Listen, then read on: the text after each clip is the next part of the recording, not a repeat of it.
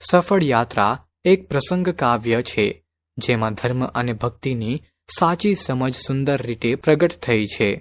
તો ચાલો આપણે આ પ્રસંગ કાવ્યને સાંભળીએ અને સમજીએ.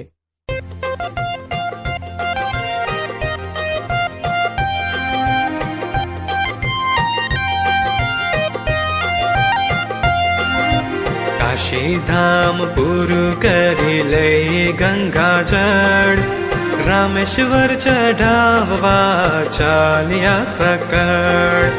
અંગાર વરસાવતો આકરો ઉનાળો, ધૂળ ધક ધક કરે ધરા કાઢે જાડો.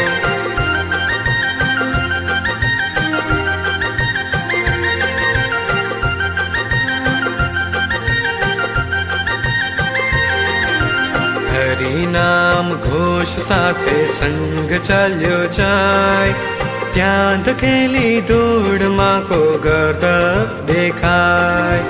તરસે તરફડતો રોકી પથ પાટી, પડેલો જીબડી બહાર આંખો જાતી ફાટી.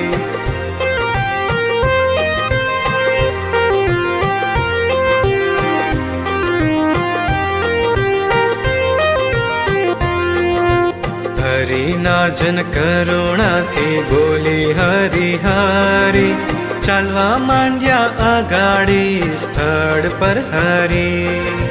ગધેડાની દશા જોઈ દુખી એક જન, ઊભો રહ્યો પાસે ગયો પીગળેલે મન.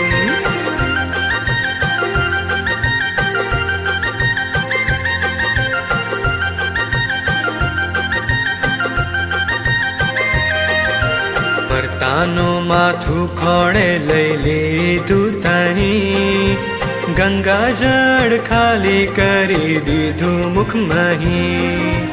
અમી જડે આય આવી ખર ઊભો થયો, આંખથી આશીષ મૂંગી આપી ચાલ્યો ગયો.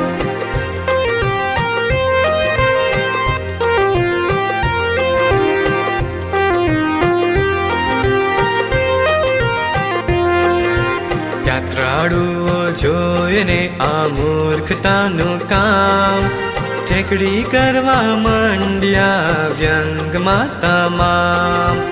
એક ડાહ્યો આવી બોલ્યો મૂર્ખ ગંગાજળ, વેડફી માર્યું તે ફેરો તારો આ અફર.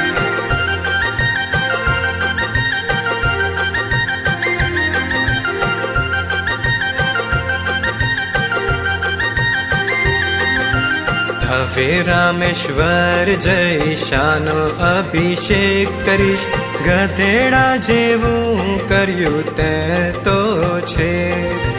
ગર્દભનો પ્રાણ દાતા વગો જોડી કર, નેત્ર જડે નવડાવીશ પ્રભુ રામેશ્વર.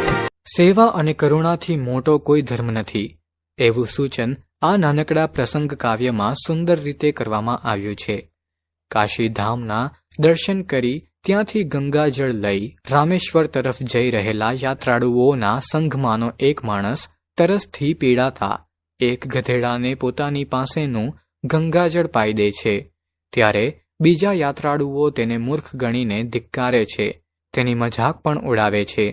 જ્યારે ગધેડાને બચાવનાર એ વ્યક્તિ કહે છે કે મારા નેત્રના જળથી ભગવાન રામેશ્વરને હું નવડાવીશ, આમ અહીં પોતાની રામેશ્વરની યાત્રા એ રીતે એ વ્યક્તિ સફળ બનાવે છે.